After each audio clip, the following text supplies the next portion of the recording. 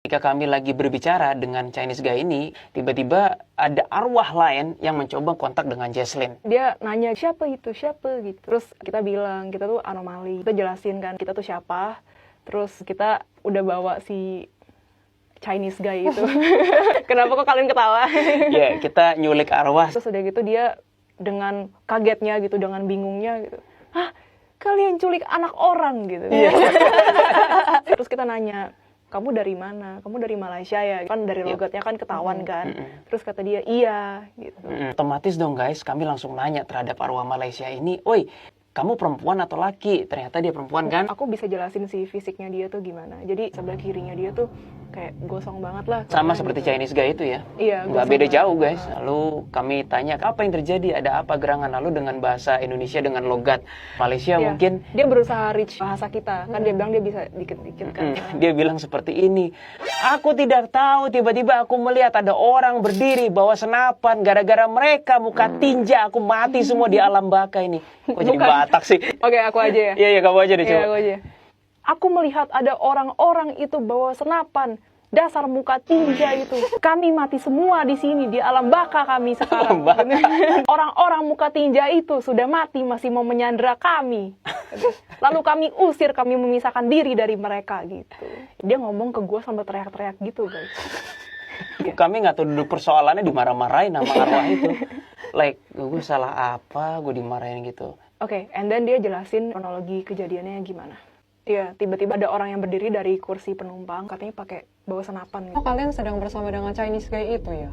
Dia nggak tahu namanya, saling nggak kenal, nggak bisa berkomunikasi juga. Terus dia bilang, dia itu seperti pahlawan. Ini kata si cewek Malaysia tadi ya. Ternyata si Chinese guy itu kan duduknya di business class. Chinese guy ini melawan salah satu yang megang senapan sehingga terjadi kekerasan oleh yang megang senapan tersebut. Dia melihat bahwa si Chinese guy ini diikat pakai tali kan. Terus dia todong senapan. Dan ini yang lebih mengerikan lagi bahwa terjadi ledakan. Dan ledakannya itu adalah granat kecil yang ditaruh di perutnya Chinese guy tersebut. Lalu katanya cewek Malaysia tadi, granatnya itu kan kena perutnya si Chinese guy itu. Abis itu dia kelempar mental. Terus kayaknya meninggal. Terus gue tanya dong gue kan mikir juga, masa lu ada granat meledak, pesawatnya nggak meledak juga? Ya kan gue nggak ngerti guys. Masih terbang. Masih terbang. Nah gue juga nggak tahu ya kenapa. Karena granatnya ditahan sama perutnya. Ya, and then kami sempat nanya ke yang Chinese guy itu. Setelah dia bisa ngomong, what happened? Ternyata dia ngelawan kan. Kami sempat nanya, terjadi tembak-menembak nggak sama Chinese guy? Ternyata dari awal pesawat lepas landas hingga yang diyakini kecelakaan, tidak ada tembak-menembak kan? Tidak. Suaranya kecil banget. Iya.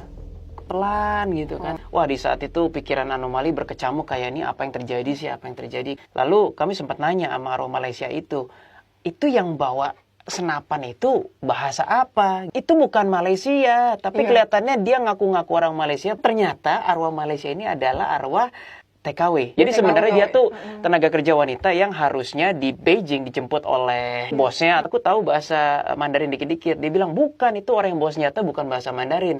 Bukan bahasa Malay, bukan bahasa Inggris. Dia pun tidak tahu. Terus apa yang terjadi? Apakah kalian nukik, crash water landing, atau twing ke bulan kayak, atau we don't know what happened kan? Kami tidak tahu, tiba-tiba meledak. Katanya wanita Malaysia tadi, dia berasa tuh kayak badannya panas banget. Terus tahu-tahu langsung keluar aja gitu rohnya dari badannya dia. Terus tiba-tiba udah di air. Hanya dalam sekejap kami menjadi arwah katanya. Kamu lihat puing-puingnya nggak? Terus si arwah Malaysia bilang, tidak, aku tidak melihat puing-puing sama sekali kan. Arwah-arwah lain pun sudah nyari puing-puing dari MH370 itu. Dan nggak ketemu. Sampai si arwah Malaysia itu berkesimpulan, sepertinya itu bom khusus yang sampai puing-puingnya saja tidak ketemu. Tapi mereka arwahnya nggak ada di air sih pas kita terawang ya. Oh, mereka cerita kan awalnya dari air yang mau nyandera itu kan. Terus mereka berpisah. Naik ke kayak lembah-lembah gitu sih. Pegunungan. Ada pohon.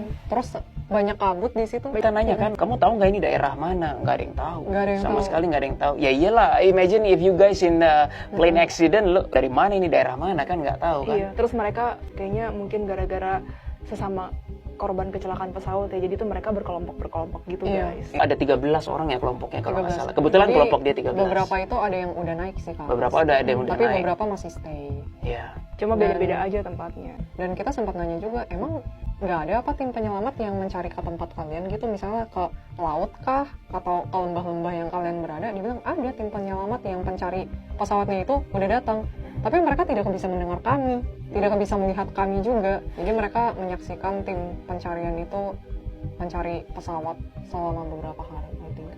Berbulan-bulan bahkan, dan tidak ketemu. Ya hingga sekarang ini.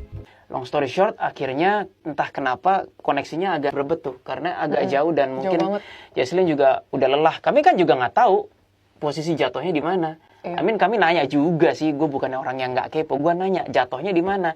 Ya nggak tahu guys, arwahnya orang mereka cuma bisa lihat laut kan. Mereka juga pasti tidak dibekali dengan mungkin penumpang biasa, knowledge tentang navigasi, tahu dari mana posisinya di mana. Yang tahu ya mungkin hanya pilotnya. Tapi kami tidak berhasil nyari pilotnya. Terus kami nanya sama arwah Malaysia itu, ini yang bawa senapan itu kru bukan? Biasa kan kalau di film-film kan biasa kru kan yang katanya sering nyelundupin senjata atau apa.